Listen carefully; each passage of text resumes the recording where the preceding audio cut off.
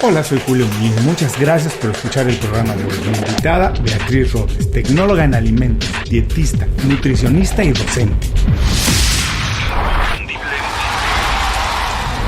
Esto es Inconfundiblemente. Aprende a ser tu mejor versión.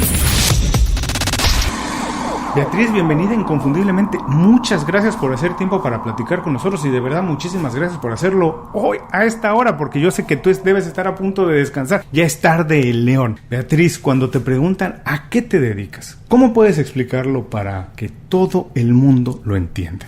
Muchísimas gracias a ti, lo primero, Julio, por invitarme al podcast, a Inconfundiblemente. Y bueno, cuando me preguntan qué hago, realmente tengo dos trabajos como muy bien diferenciados, o dos áreas muy bien diferenciadas. Una es mi trabajo como docente, soy profesora en la Universidad Isabel I, en el grado de Nutrición Humana y Dietética, eso por un lado, y por otro también soy divulgadora científica en colaboraciones con medios de comunicación. Escribo artículos, tengo apariciones en televisión, en radio, y ese sería el núcleo de mi trabajo. Ah, qué interesante. Tenía muchísimas ganas de platicar contigo porque la alimentación, bueno, yo no creo que sea un tema que a nadie le interese porque todos comemos por lo menos 2 o 3 veces al día, lo cual hace que también todo el mundo se sienta más o menos experto y que todo el mundo quiera opinar de ello. Pero yo tengo la idea, Beatriz, que la alimentación, aunque no todo el mundo le pone mucho interés y come, a lo mejor los profesionales comen casi de manera muy rápida, lo primero que tienen al alcance, tienen poco tiempo para comer y no le ponen mucha atención,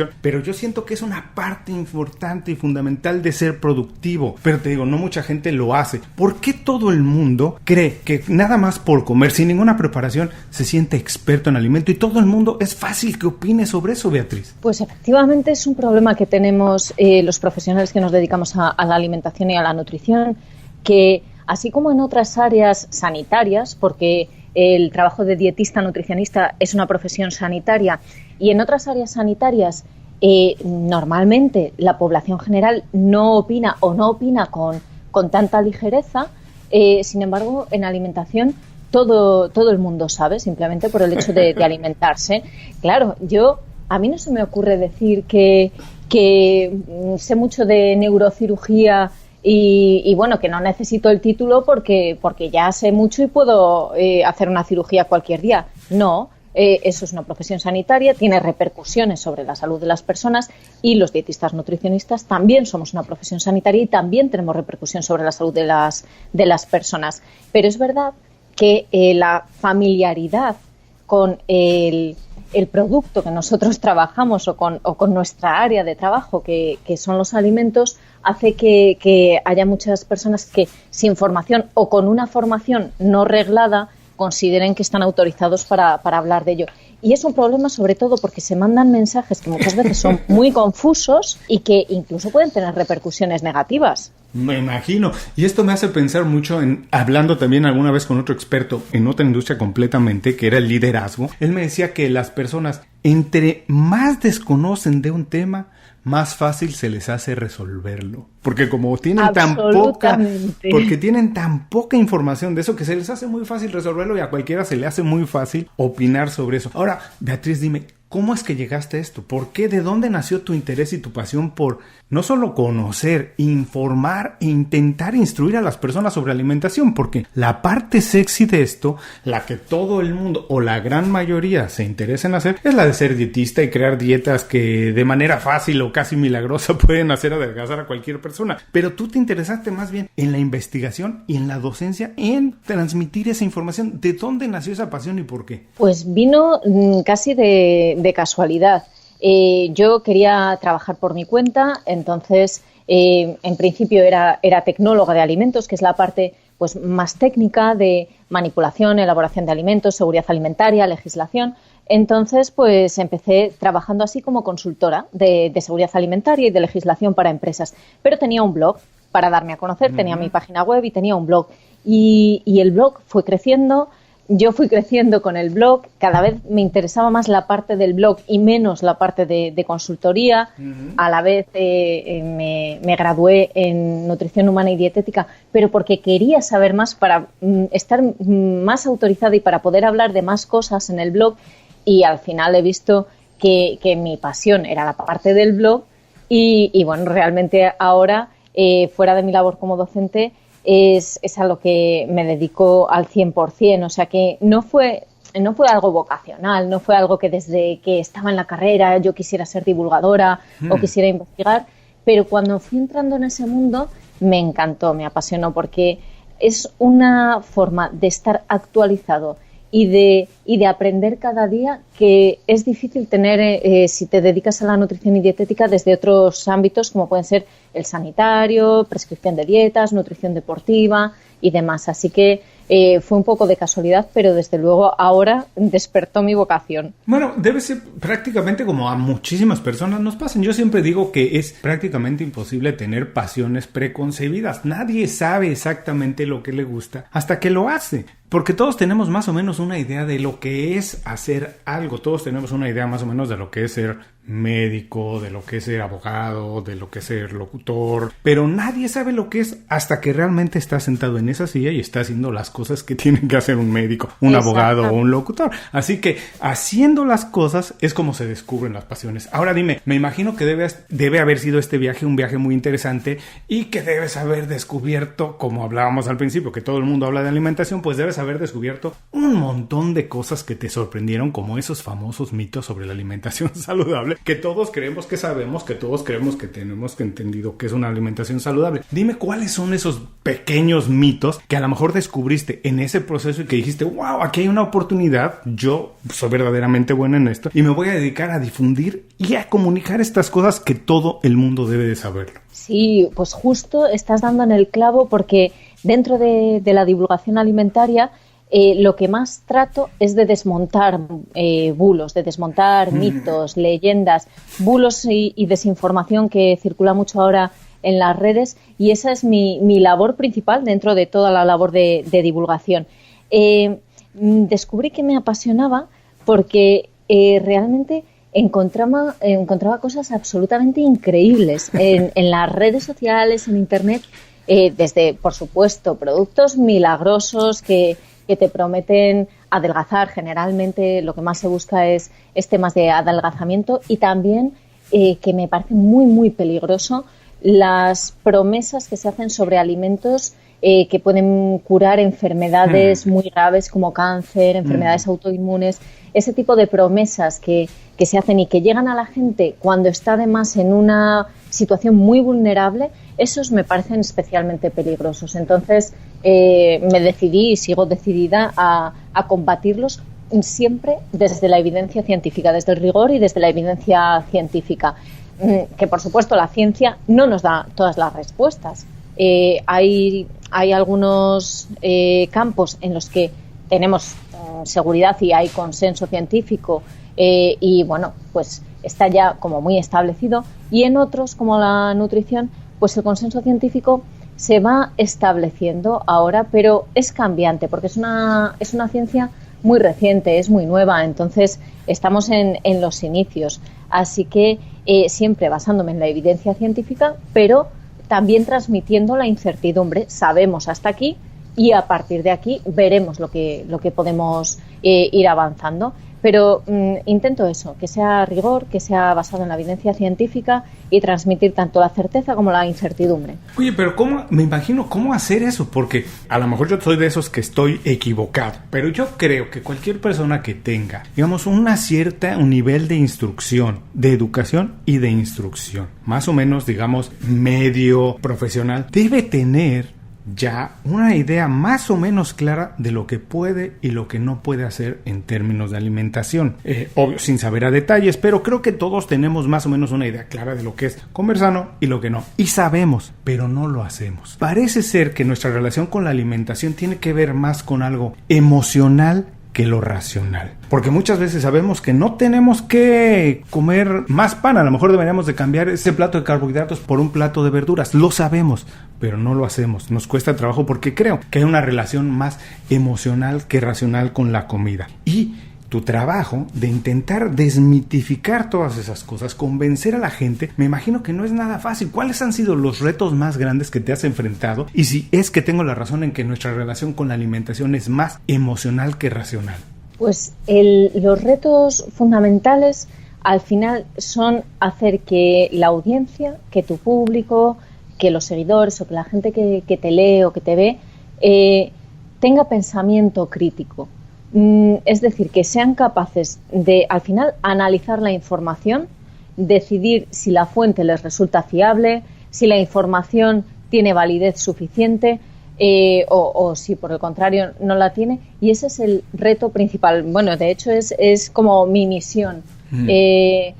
Que crezca el escepticismo, el pensamiento crítico y que no hagamos clic en la primera información que nos llega por WhatsApp, que parece eso, algo milagroso, algo mágico o un descubrimiento novedosísimo. No, que nos paremos un momento a reflexionar quién nos está mandando esto, quién está emitiendo ese mensaje, dónde se está publicando, si es un blog que tenga rigor o si es un blog que todo lo contrario, si hay intereses económicos detrás de esa información. Ese sería mi objetivo, que el público se parase a analizarlo. Y sobre lo otro que me preguntaba sobre la relación con la comida, si es emocional, por supuesto que es emocional. Hay muchísimos factores que influyen en lo que comemos, factores sociales, factores emocionales, factores económicos, porque sabemos que en las áreas que hay menos renta per cápita, por ejemplo, hay mayores tasas de obesidad, porque tienen mayor acceso a alimentos ultraprocesados, por ejemplo, porque incluso las cadenas de comida rápida, hay mayor cantidad de cadenas de comida rápida en los barrios más desfavorecidos que en los barrios con una renta per cápita más alta. Entonces, todo esto hay que tenerlo en cuenta. Por supuesto, y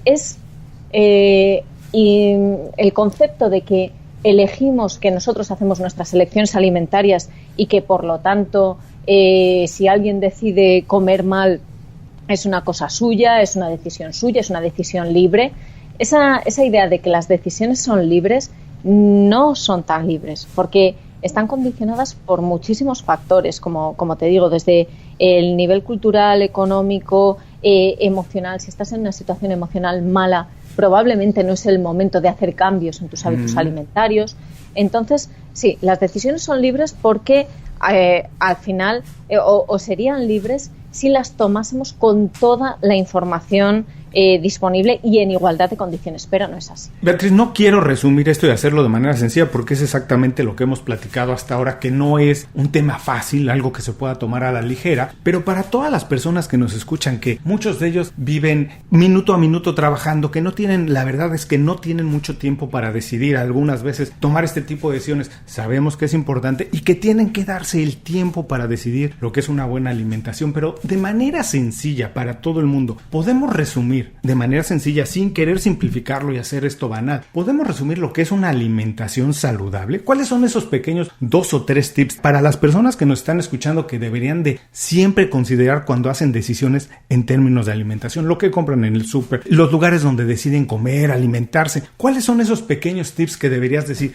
Nunca dejes de ver esto, atiende esto, en una etiqueta revisa esto. ¿Cuáles son esas 3, 4, las pequeñas cosas que se te ocurran que podamos compartir con ellos ahora? Pues aunque muchas veces se dice que la nutrición cambia muchísimo y que cada día estamos diciendo una cosa, que los nutricionistas al principio decís una cosa, luego otra, un alimento es malo, otro es bueno, en realidad los mensajes fundamentales no han variado. Una dieta basada en frutas, verduras, legumbres, frutos secos y semillas, con algún aporte, si queremos, si no, no es necesario, de alimentos de origen animal, lácteos y carnes que no sean procesadas y pocas carnes rojas. Evitar carnes procesadas y comer pocas carnes rojas.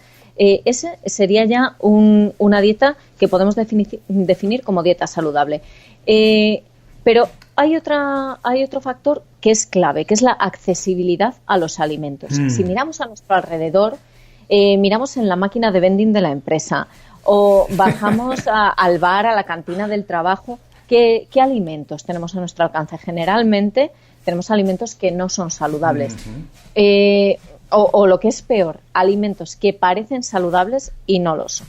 Entonces, ante esa accesibilidad universal y omnipresente a ese tipo de alimentos, que nos va a dificultar inevitablemente hacer buenas elecciones, lo que tendríamos que hacer es tener nuestras propias herramientas. Es decir, que vamos al trabajo, que sabemos que en el trabajo siempre tenemos hambre a media mañana y siempre nos apetece comer algo. Bueno, pues si en el trabajo no tenemos acceso a esos alimentos que son saludables, llevémonos una bolsa de frutos secos tostados y sin sal, por ejemplo, llevémonos unas manzanas, este tipo de alimentos que nos pueden ayudar en ese momento y que podemos tener metidos en un cajón porque no se nos van a estropear, no necesitan frío y siempre los tendremos a mano. Eso sería fundamental, la accesibilidad a esos alimentos.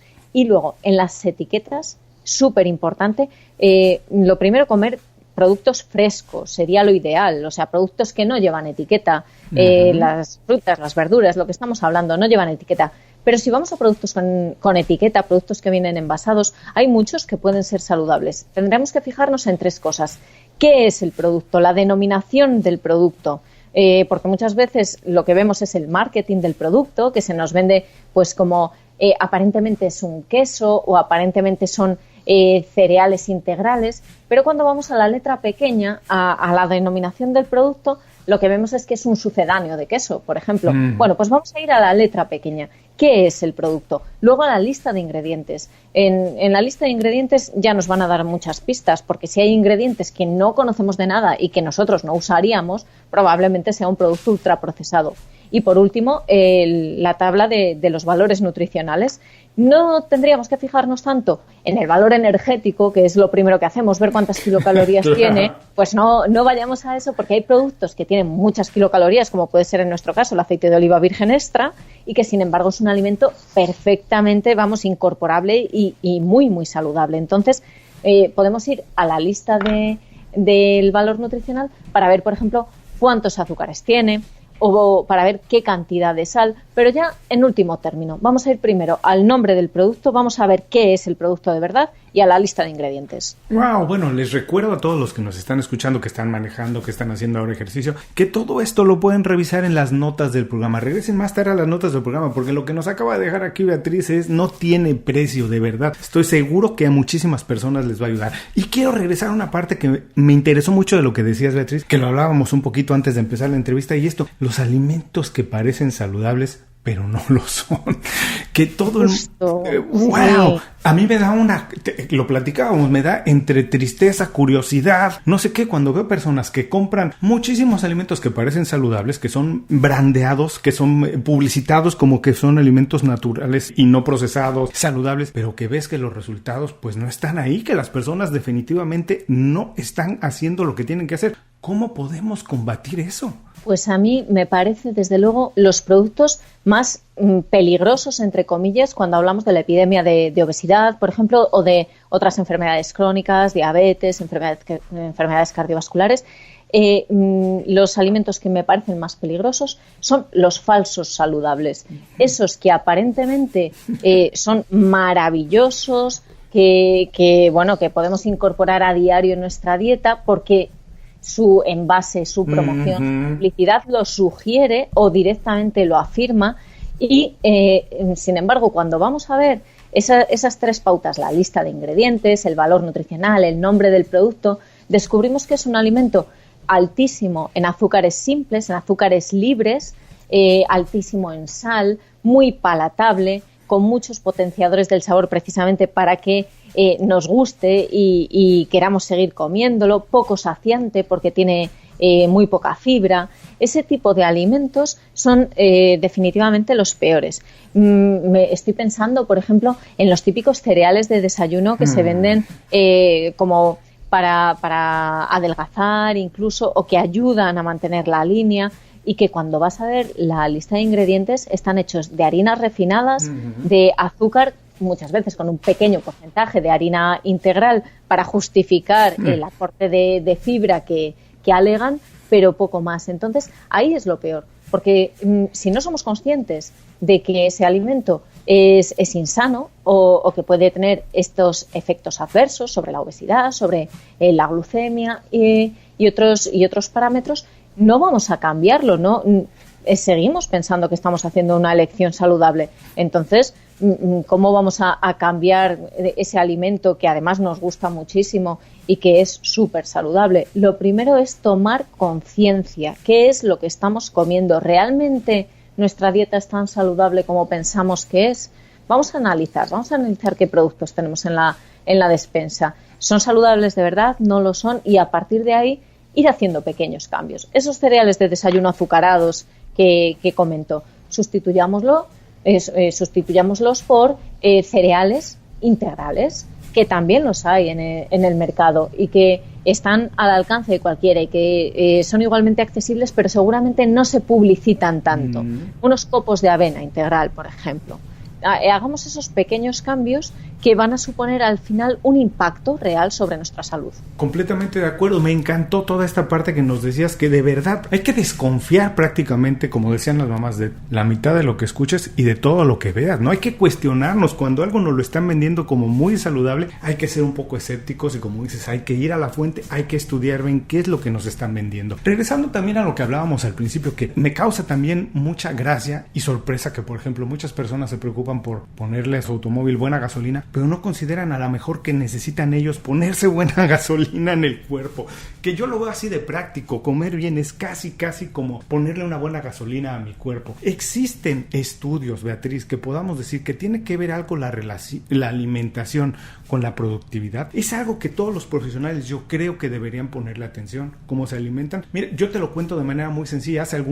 Debe ser ya casi un par de años que empecé a comer. No soy vegetariano, pero bajé mucho mi consumo de proteína animal. A lo mejor carne roja la como una vez a la semana. Tal vez muchas veces ni siquiera una vez a la semana, pero como mucho más pescados y no como definitivamente ya pollo ni nada de aves. Pero amigos me decían, oye, ¿y no te sientes cansado a la mitad del día? ¿No sientes que te falta energía? Y curiosamente, ¿no? Siento que duermo mejor y siento que tengo mucha más energía. Pero esto yo te lo digo de manera que yo lo hice empírica. Todos los organismos son diferentes, a unos les funcionan una cosa y otra. Como dicen, las dietas que tienen nombre son las primeras que hay que desechar, no hay que hacerles caso. Eso es. Porque lo que funciona para alguien no va a funcionar para otra persona.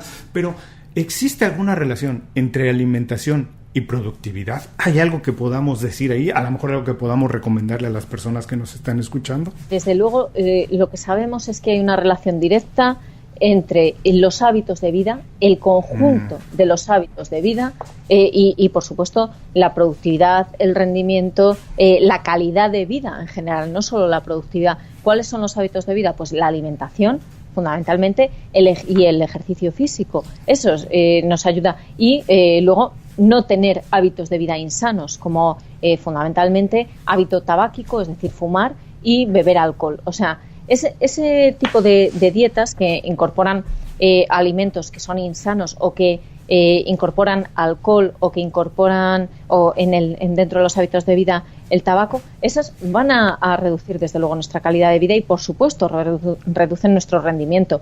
Los alimentos insanos van a tener un impacto sobre nuestra salud que inevitablemente va a tener un impacto sobre nuestra productividad. No podemos tener la misma calidad de vida, la misma productividad, no podemos rendir lo mismo en el trabajo si no somos capaces de subir 2 pisos de escaleras, que si tenemos una vida activa que, como tú dices, que se traduce en tener más energía, estar más a gusto, estar en definitiva con una visión, un estar diferente. Lo podríamos resumir así.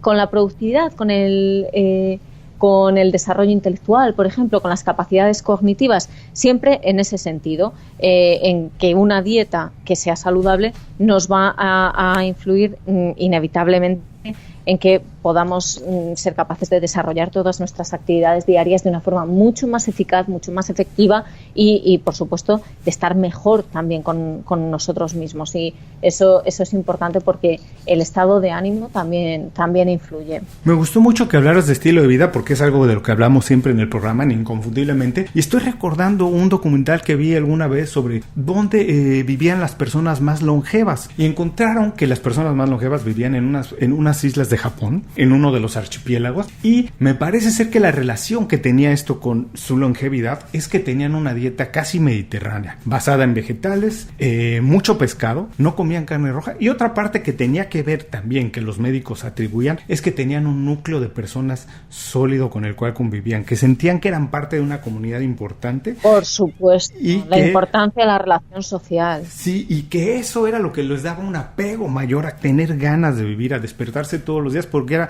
lo que hacían era importante para otras personas, y lo que otras personas hacían también era importante para ellos. Pero entonces la alimentación no es algo aislado, es parte de un estilo de vida, es parte de lo que somos todos los días. Y también como que es importante cuando uno se define, ¿no? Por ejemplo, un atleta, cuando se define como atleta de alto rendimiento, está entendido per se que no toma alcohol, que no come alimentos procesados. Entonces, cuando nosotros tenemos ese tiempo y definimos lo que somos, entonces ya es muy claro saber qué es lo que hacemos y lo que no hacemos, ¿no es cierto? Exacto, y es que no tiene mucho sentido que, por ejemplo, cambiemos nuestra dieta y sigamos una dieta absolutamente saludable si el resto de nuestra vida, de nuestro estilo de vida, no lo acompaña. Si somos muy sedentarios, si nos pasamos el día trabajando sentados en una oficina y no encontramos un hueco, por lo menos, para caminar, para hacer algo de ejercicio físico, para relacionarnos con otras personas,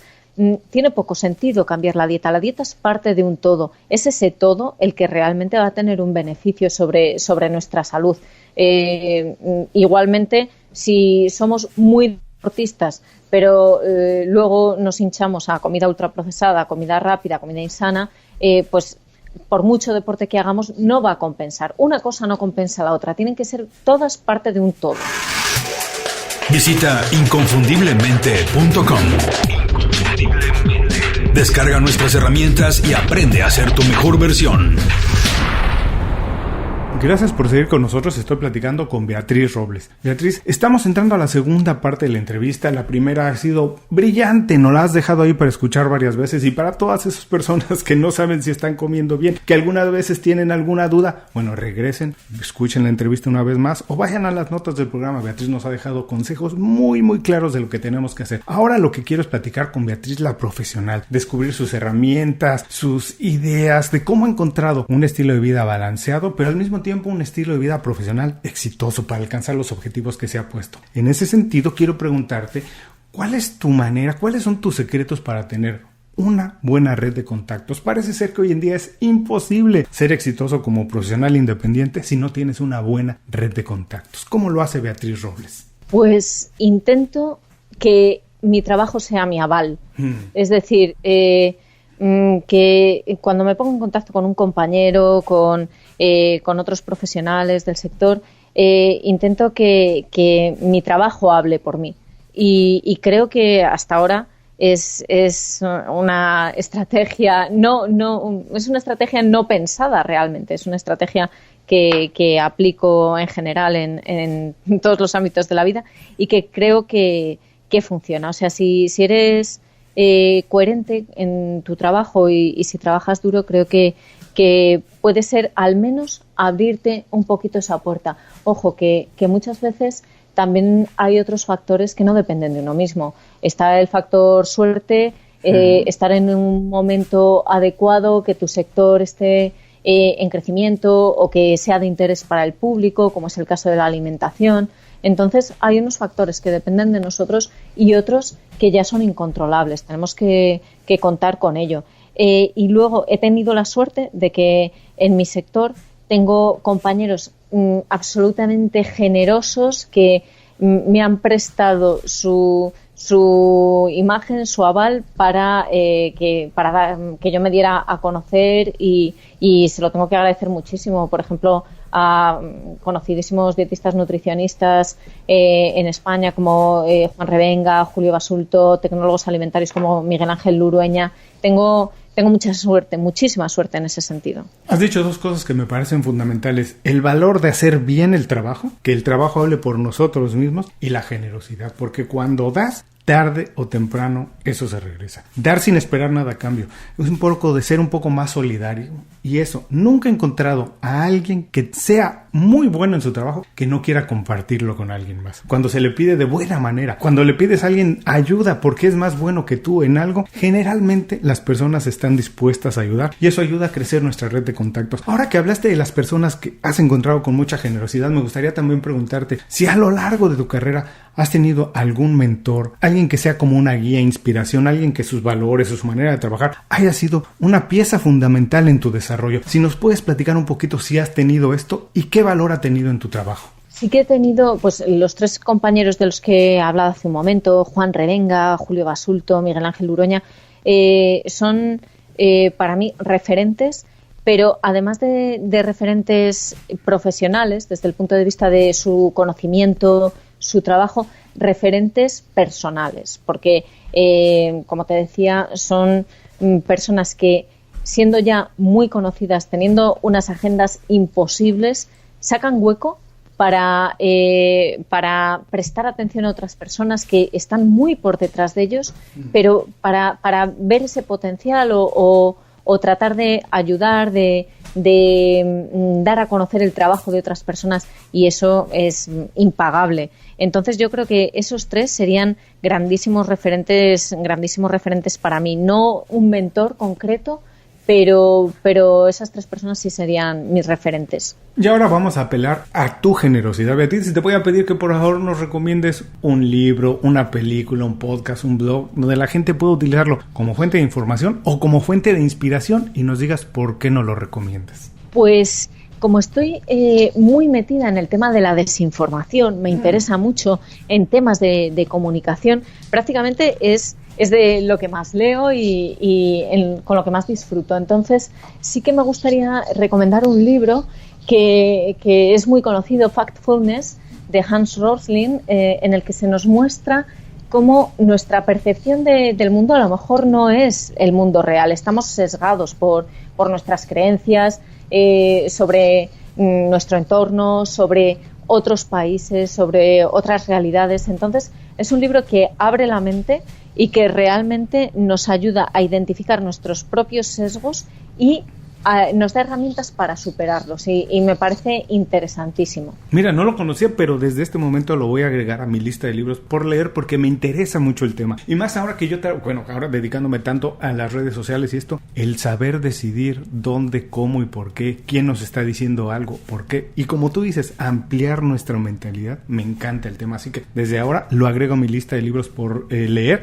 y a todas las personas que están manejando, haciendo ejercicio, que no tienen oportunidad de escribirlo ahora, no se preocupen, los tenemos cubiertos. Regresen más tarde a las notas del programa y ahí estará la liga directa a la recomendación de Beatriz. Beatriz, por último, por favor, darnos un buen consejo con el cual se queden las personas para el resto del día, y cuál es la manera más fácil para saber más de tu trabajo, descubrirlo y ponernos en contacto contigo. El mejor consejo, ahora que estamos en la era de la desinformación, es que tengamos espíritu crítico, veamos de dónde viene la información, si esa información tiene algún interés detrás y si esa información es rigurosa en todos los aspectos de la vida, cultural, social, político, alimentario, en todos. Ese sería el consejo fundamental. Y para encontrarme, pues es muy fácil, porque estoy en internet, en beatrizrobles.com. Ahí están todas mis redes sociales, los artículos que he escrito, un poco de mi historia, así que estoy muy localizable fácilmente. Les recuerdo que también las ligas directas a la manera de ponerse en contacto con Beatriz lo encontrarán en las notas de este programa. Beatriz, muchísimas gracias por dedicarnos tiempo, compartir con nosotros todos estos consejos valiosísimos, tus secretos y tus experiencias. Un abrazo muy grande hasta León. Espero conocerlo muy pronto, lo tengo muy prometido y también está en mi lista de ciudades por conocer. Tengo que ir, conocerte personalmente, y yo sé que tú no lo vas a hacer, pero yo sí me voy a tener que tomar una cerveza contigo. A lo mejor tú me acompañas con un vaso de horchata o algo así. Eso está hecho, Julio, estoy deseándolo. Bueno, pues muchísimas gracias a todos los que nos escuchan. Con esto terminamos la entrevista con Beatriz Robles. Les recuerdo que todos los consejos, así como los datos para ponerse en contacto con ella, los pueden encontrar en las notas de este programa. Antes de cerrar el programa, quiero pedirte 2 favores. Primero, si algo te pareció interesante o motivador y conoces a alguien que se pueda beneficiar con esa información, comparte el programa con ellos. Eso nos ayuda a todos. A ti por fortalecer tu red de contactos, a ellos por recibir información útil y a mí porque más personas conocen inconfundiblemente. Segundo, suscribiéndote a nuestro boletín para recibir de manera gratuita información, recursos, consejos e inspiración para impulsar tu desarrollo profesional o crecer tu negocio. Recuerda que lo que importa no es tener un trabajo o un negocio que te dé para vivir, sino un estilo de vida donde crezca lo mejor de ti.